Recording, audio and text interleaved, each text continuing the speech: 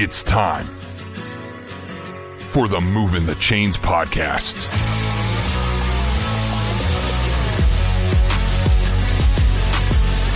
Your home for high school football coverage in the Palmetto State. Every team, every game, every week.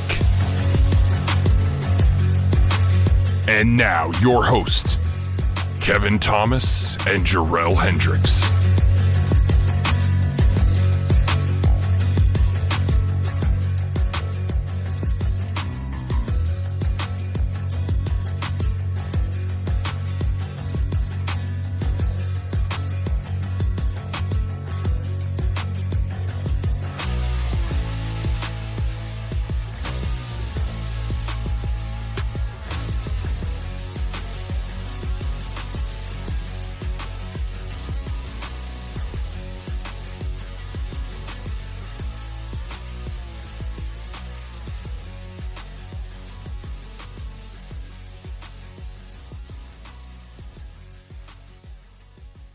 Welcome in to Movin the Chains, brought to you by Founders Federal Credit Union. I'm Kevin Thomas alongside Jarrell Hendricks.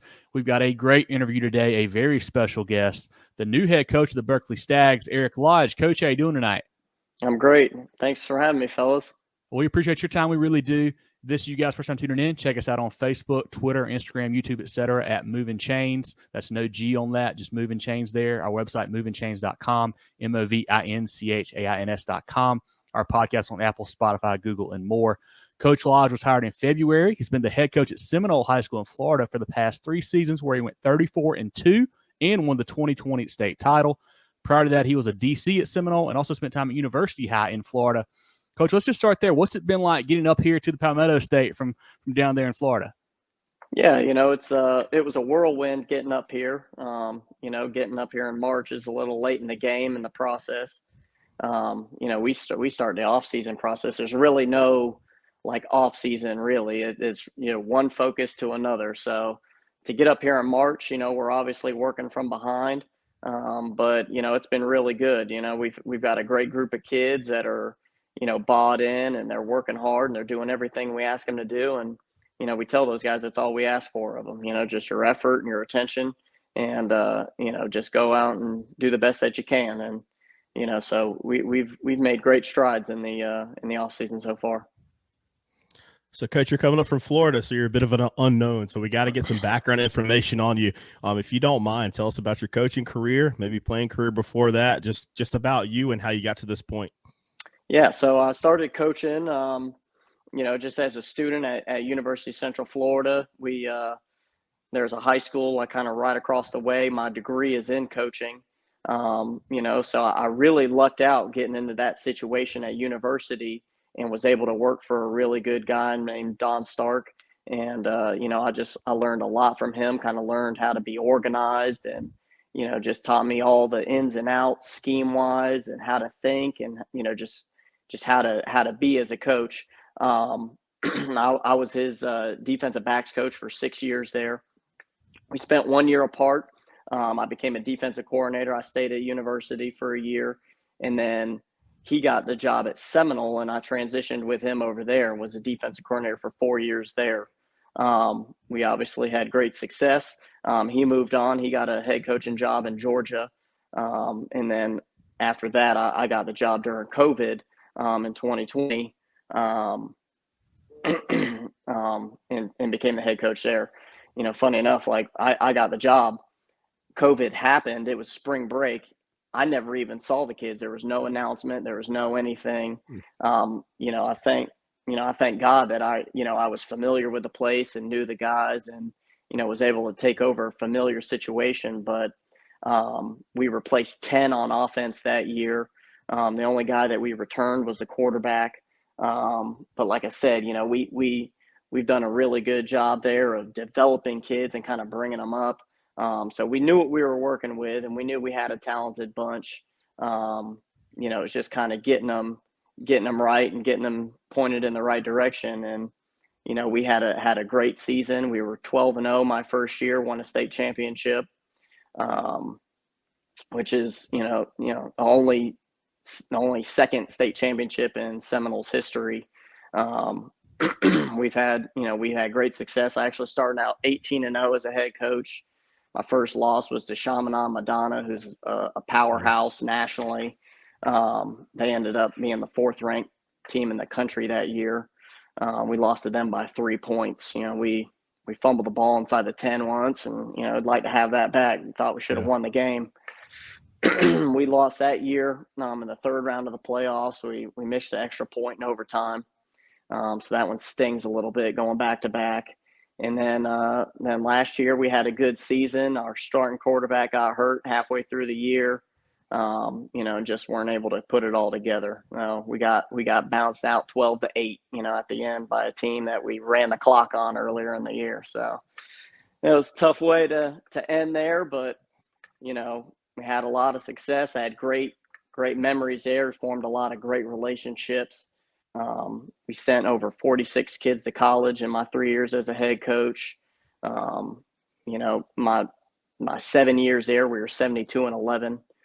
So we had a lot of great times. So those are, like I said, when we built relationships that, I'll take with me, for a lifetime. So I still talk to my boys back home, the coaches, the kids, those are my guys. So they'll always be that. So, Coach, you mentioned, obviously you had some really good success down there in Florida. What made you look at South Carolina and really this Berkeley opening as a potential next step for you? Yeah. So, kind of in the coaching world, it's a small little world, and you kind of meet people. And I became really good friends with a coach named Bobby Bentley, who's a South Carolina legend, and, Florida, they're pretty well known for not paying coaches, and, having a young family, being a father of twin 4-year-old girls, it really kind of starts to change your perspective a little bit on, what's important, and it's really tough because you're like, hey, this is my place. These are my people. I love my boys here. But at the same time, I've got, 2 little girls looking at me, and, $50,000 a year, eventually, that's not going to work, so we need to try to make a decision that's best for them and the family. And Bobby was a great resource for me, and actually really started to push me to look into South Carolina, and would send me things like, hey, look at this one, talk to this guy, and connected me with the old Berkeley coach, Randy Robinson, who had great success at Berkeley. And Coach Robinson raved about, Monk's Corner and Berkeley High School and his time there. And, it was something that was very familiar to me with the place that I came from, and with the tradition, the history of it. And that's something that really intrigued me. In my time here, it's really, that's everything that I was told about this, and, the things that are valuable to me, that's all true at Berkeley. So I'm very excited to be here. Our family, we love it. And, we're just working hard, and, we're excited to get it back to where it belongs. I know it's short into your tenure, but what are some of the similarities and some of the differences you've kind of noticed from South Carolina to Florida in your coaching? These two teams. Yeah. So, like with Berkeley and Seminole in particular, the communities care very deeply about the program and what's going on, and they want to see you be successful. So that's something that I'm used to, and something that I want. I love for the community to be involved, and really care about it. When you go out there and you play on Friday night at Berkeley High School, or at Seminole High School in Florida, it's something that matters. It's you grew up there, you were raised there, you play there, and your dad played there, your uncle played there, your cousins, your brothers, and that's something that's special. And the way high school sports have become, you don't really see that as much. Kids kind of bounce around place to place, and that's not something that's common anymore. So it's nice, and it's special to be in a place where it's more than just the game of football out on the field. Like people bleed blue and gold, at Berkeley, just like in Sanford, Florida, orange and black, man. People get crazy for some Seminole football. So, that's probably the most striking resemblance, and then looking at what we walked into at Seminole and what we're walking into at Berkeley, like the athletes, the talent is there. It just needs to be molded and developed and pointed in the right direction. So, those are two things that are probably the most similar. Coach, we mentioned you were hired in February, got on campus in early March.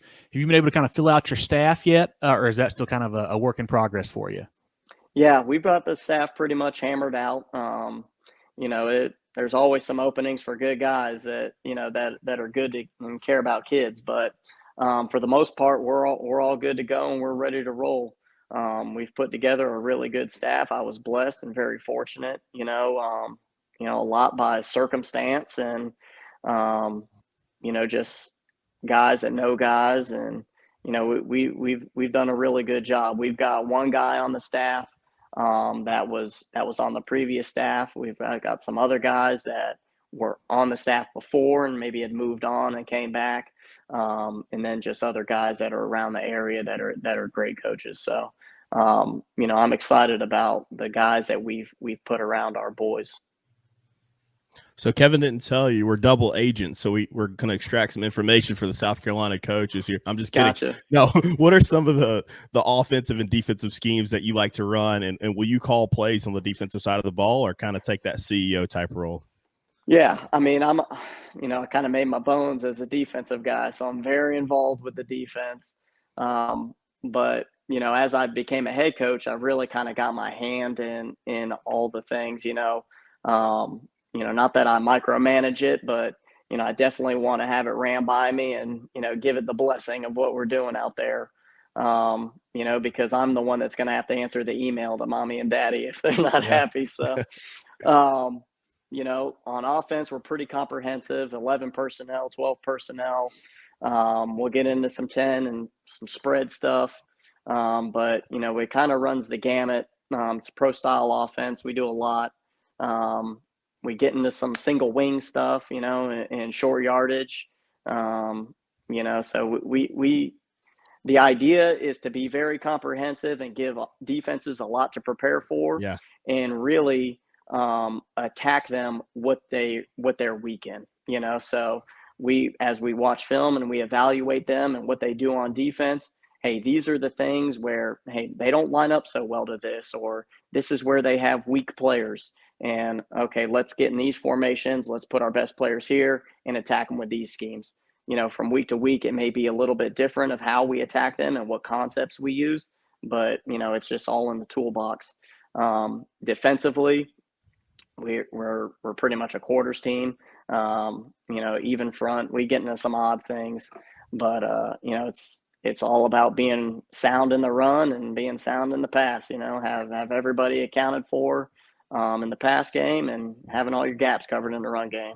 So now, does that create some animosity between the offense and defense? These offensive guys, it sounds like they're running a bunch of sets and got a lot to prepare for, and your defensive guys, they're running a little bit of base stuff. Do they get into it a little bit or no? We kind of harbor that a little competition between the sides.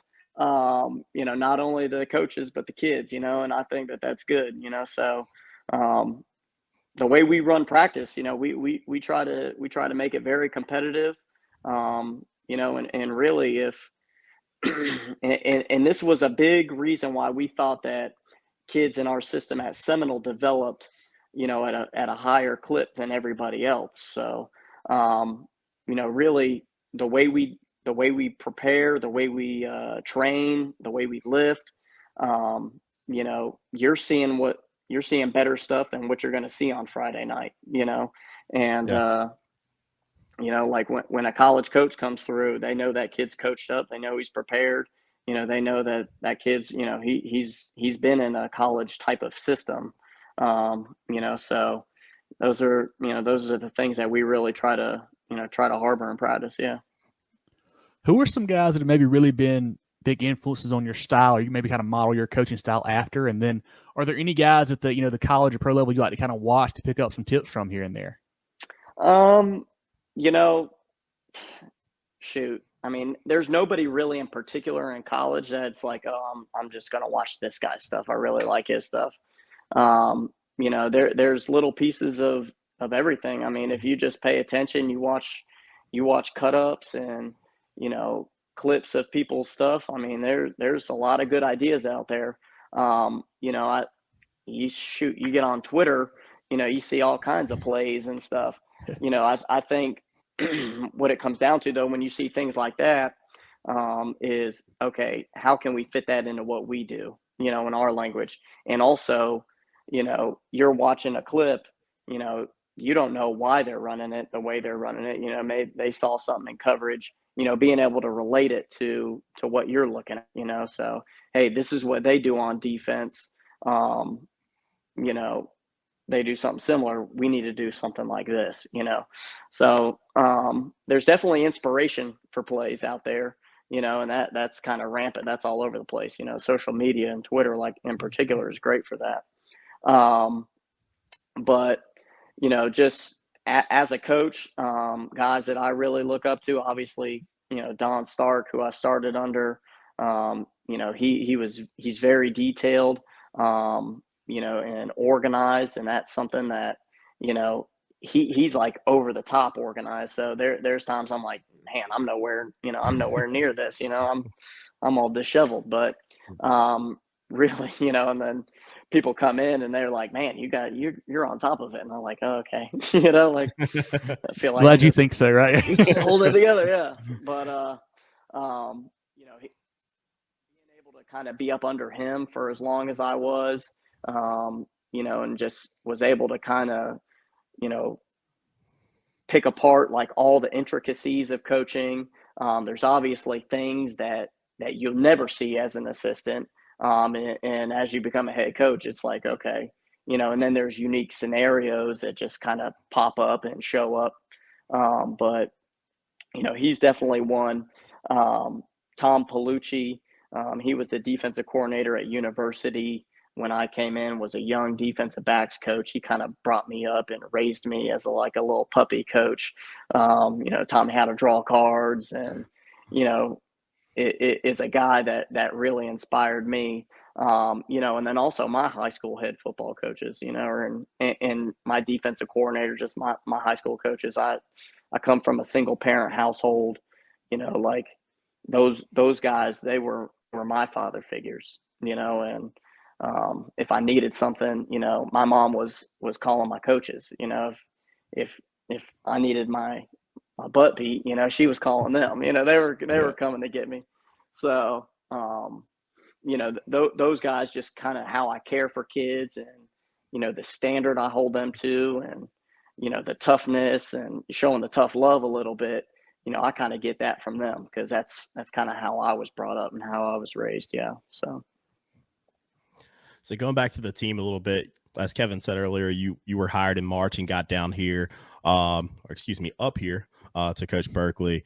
How did spring ball go? You mentioned also you have athletes, you got talent there. They just need to be molded. What did you learn about your team in particular? What I learned about them was that they're really eager, and, they're willing to work. Those guys, I mean, they're getting after it. Obviously we have to make enormous strides to be where I'm used to and where we want to be. But they're doing everything that we ask them to do. Our seniors, they're really are gung ho, and they're working hard, and being leaders, and they're everything that you want. Obviously in the weight room and in our strength program, we're a little bit behind. But we're getting there. So, but like I said, those guys are doing a great job. We'll surprise a lot of people this year. We're a really young team. We're going to start 3 sophomores at linebacker. I'm going to start 2 or 3 sophomores at the D line. We'll have 2 or 3 starting in the secondary. On offense, I mean, we've got really young skill players there. we do have a little bit more experience on the O line there. But we've got really good young pieces coming up, and as we develop and mold those guys, we're gonna be a force to be reckoned with here in the Low Country. So, Coach, I guess we're kind of maybe at the tail end of it now, kind of that 7-on-7 season. Are you a big proponent of that stuff? And have you guys been doing a lot of it summer? And if so, how's it been going for you? Yeah, I think 7-on-7 is good. I mean, we go out there and we're going to run the concepts that we run in the season. We're going to run the coverages that we run in the season. Some people use it and you'll see some crazy things, but hey, guess what, man? Apply your rules. Hey, they're never going to run a guy, right in between the guard and the center, the running back up a seam, on a seam right between those guys. But hey, cover it. That's your guy. So we use it to really hone our skills, for the season. And I've always thought it was a great tool. In Florida, there's actually an association that you can join that allows you to kind of do 7-on-7 and play with the ball all year long. So it really kind of,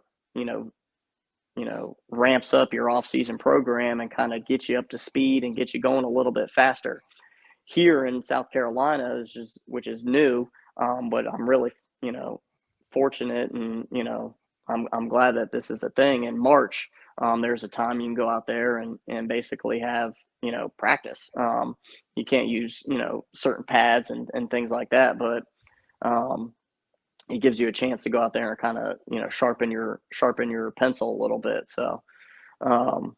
But yeah, I mean, I think 7-on-7 is great. I mean, I've seen teams that go out there and they do the 7-on-7. They're out there with note cards and, whatever. And generally those teams stink in the fall.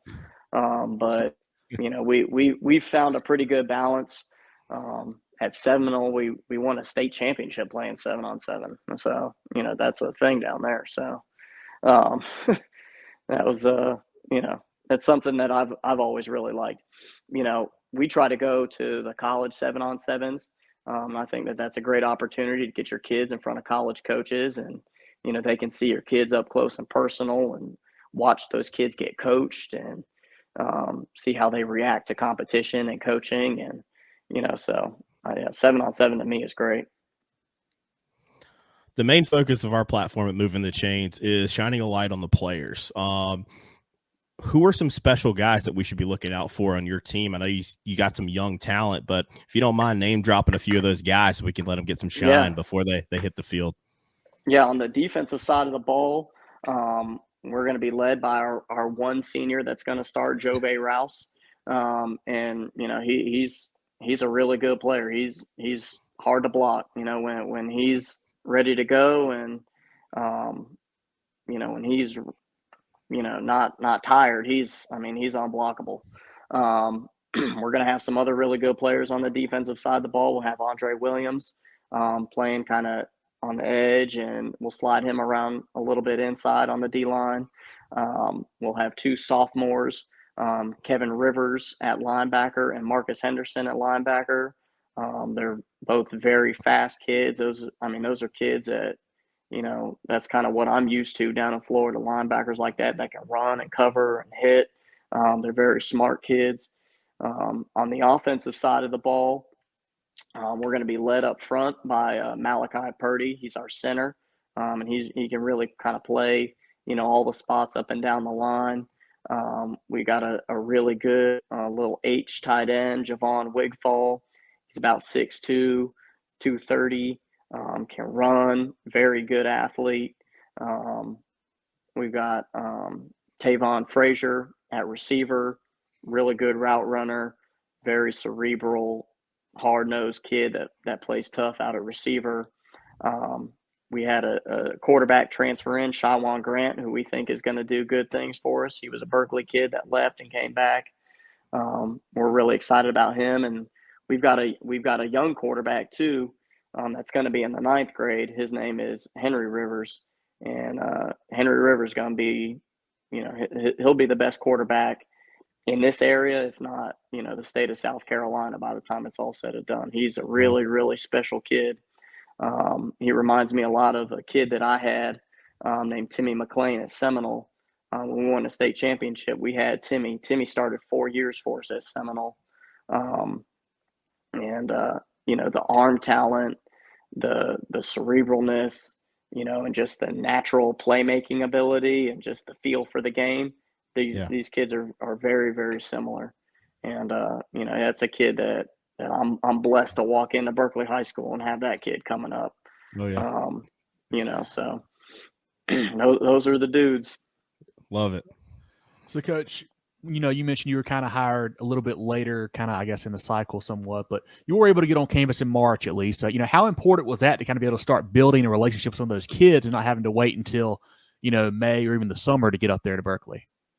Yeah, I mean, obviously that's the name of the game, to get up there and form relationships and, not only, just get to know who the players are, but, understand what makes them tick a little bit and what pushes their buttons and, what are problems that are going on in their life that hold them back and, how you can help and kind of bring them along as a coach. So, that it was very important for us to get up here.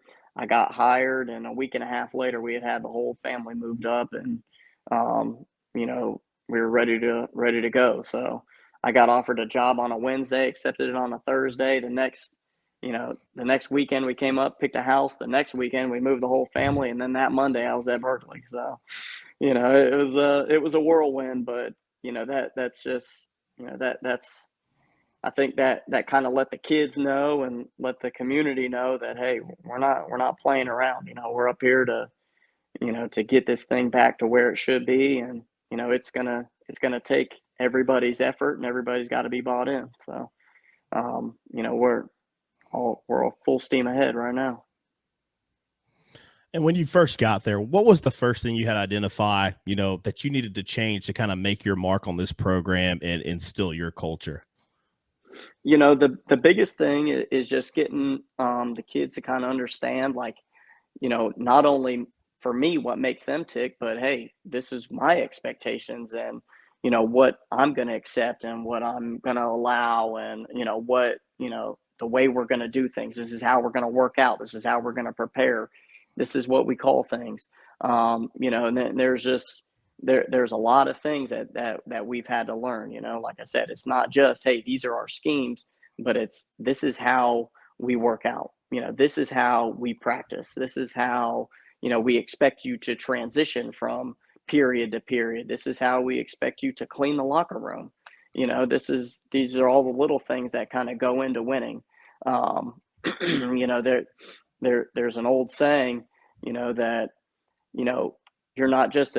you don't just become disciplined on Friday nights. A disciplined person is a disciplined person, Saturday through Thursday, and then on Friday, guess what? They're disciplined, so if you're living your life undisciplined, you just leave your trash on the floor, you don't pick up after yourself, guess what? You're probably not going to do what you're coached to do. If you're late to things, if you're not attentive and locked in mentally, those things carry over, and getting the kids to understand that and having an attention to detail and a focus is something that really was probably their biggest thing, acclimating to me and my expectations.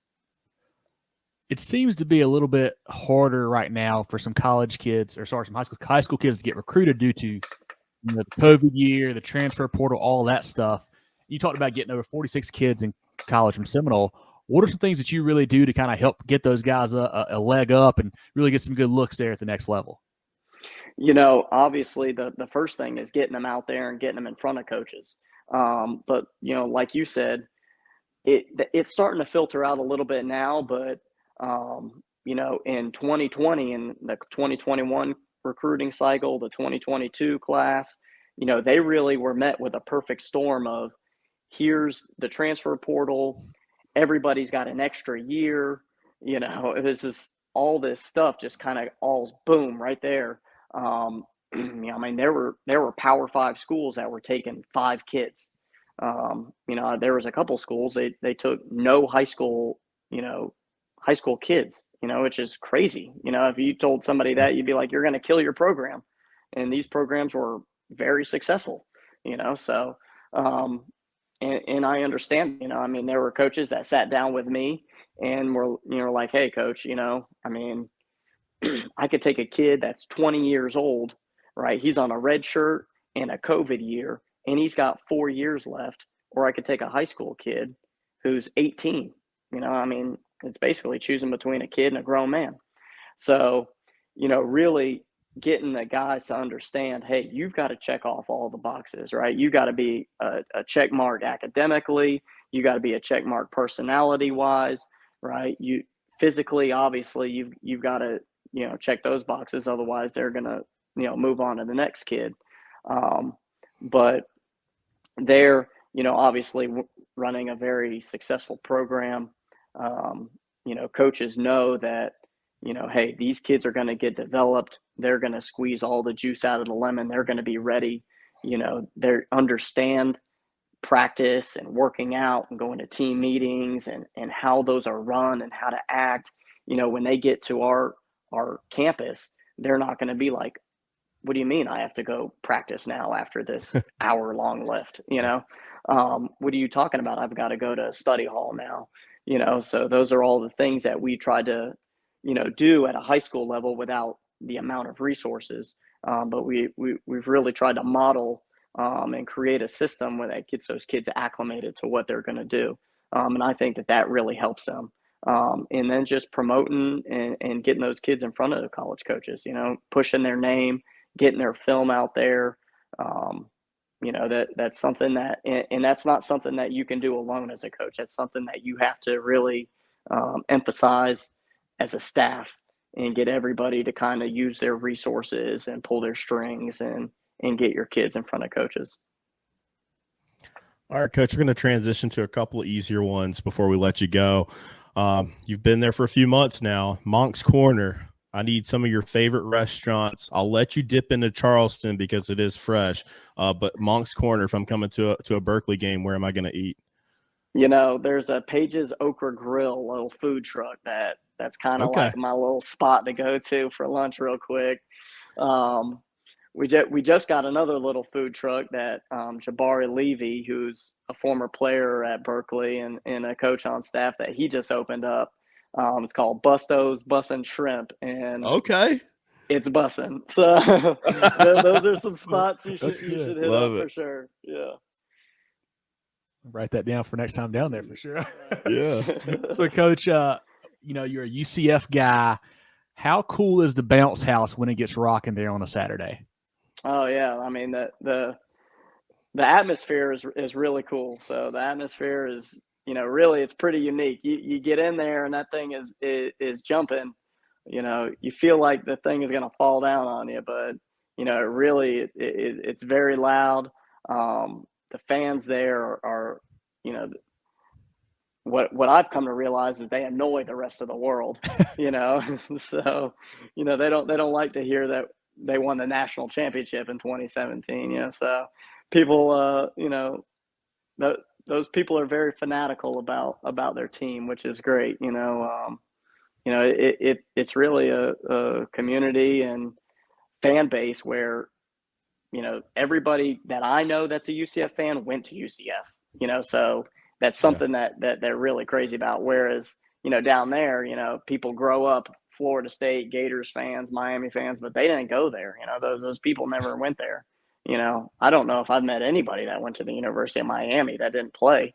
So, I mean, it's just different. So, those are my guys. I've got great relationships with the coaches there, and I've got a lot of my kids that came through Seminole there. We kind of built a little pipeline.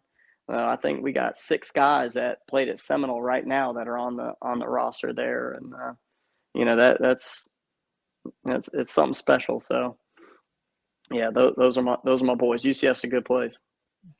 Well, Coach, you mentioned Berkeley, and the kids really wanting to win and haven't, done that in a while. And, Berkeley's a storied program, got state titles, got some studs, Bruce Ellington, guys like that. Have you seen, maybe a hunger in the community as well to really want to put a winner kind of back on the field there for you? For sure. I mean, every time you go out, around town, obviously it's a community that people really care about it. And, they recognize your face, and they're going to come up and ask you, hey, how are we going to look, coach? What's this going to look like? And obviously everybody expects you to go out there day one, that they don't want to hear that we're going to be young and we're going to rebuild it. They expect you to go out there and win, which is good. This is a good thing, because that's what I expect too. So, those boys will tell you, I'm not coaching them like you're a couple of years out. I'm coaching you like I expect you to do it right now. So, and that's the way it is. So we're gonna do our best, man. This is a two-parter. Our listeners and followers, they're just fans of high school football in general. And you coming from Florida, that's one of the top three, producing states for high school football. What's one of the best environments that you encountered as a coach, while coaching there? And where's somewhere on the schedule for Berkeley that you've identified that you're looking forward to going to next year? Yeah. I was never in a better atmosphere than at Seminole High School. We packed it out, and that's a fan base and a town and community that really cares about their football. So when I won the state championship, we played at Doak Campbell, at Florida State, and it's COVID. You don't really know what to expect as far as people traveling. And we played another Central Florida team, actually, that they have a good atmosphere, and they're a storied program too, Osceola High School. And they had about 1,000 fans in attendance, and we had like 4,000 fans that traveled all the way up from Sanford to go to Tallahassee, it's like a 4 or 5 hour trip. Yeah. And that it's a special place. So that I've seen Berkeley in the heyday, and it gets rocking there too. That's something that I'm really looking forward to. Going and playing at Somerville is something that I'm looking forward to. I'm used to playing, very high caliber opponents, and the way I see it around here, they're the guy at the top of the mountain. So I'm looking forward to casting a stone that way. See if I can knock them off. Well, last one here, Coach. What are some of your goals for the 2023 season for the Stags? My goals is to go out there and do the best that we can each and every game, So if we go out and we put our best foot forward and we're locked in physically and mentally, that's all you can ask for. We ask the kids to get better, 1% each day. Go out here and just do better than you did yesterday. And just stay locked in, stay focused, understand that you can't take steps backwards. Every day you got to be coming out here, you got to give your best, because really the world, when you grow up and you become a man, the world doesn't care about your excuses and, what you got going on. We may care about that, just you and me, but the whole world just going to keep on spinning. They really don't care. You either get it done or you don't get it done. So just going out there and doing our best. If we do that, it really, there's some components of luck that comes into it. You got to stay a little healthy, and if things fall in the right place, we're going to be in a lot of games, and then we just hope the ball bounces our way. Well, this has been great. I want all of our listeners and viewers to go check out Coach Lodge and the Stags program on Twitter and Facebook. They do a great job keeping you guys up to date with highlights and different offers of their kids getting things like that. So definitely check them out there. Like I mentioned, check us out on Facebook, Twitter, Instagram, YouTube, etc. at Movin Chains, movinchains.com, movinchains.com. Our podcast on Apple, Spotify, Google, and more. Moving the Chains brought to you by Founders Federal Credit Union. Joe, anything else for Coach? We'll let him go tonight. Coach, just thank you so much for your time and congratulations moving up the Moncks Corner. I know that's exciting. Like Kevin was saying, it's a historic program, and we need them to be great again. Just looking forward to what's going on in the low country, like the lower state. They're really craving winners, and they're making that commitment by hiring coaches like you. Such a major coup to get you to come up here. So we wish you continued success. You've had nothing but success, so we don't expect anything differently. Looking forward to your program and seeing how it grows. And again, just thank you for your time tonight. I appreciate you guys. Thanks for doing this. I think this is great. We really appreciate it, Coach. Look forward to stopping by a practice or a game and getting to meet you in person or shake your hand. But best of luck this year, all right? Yes, sir. I appreciate you guys.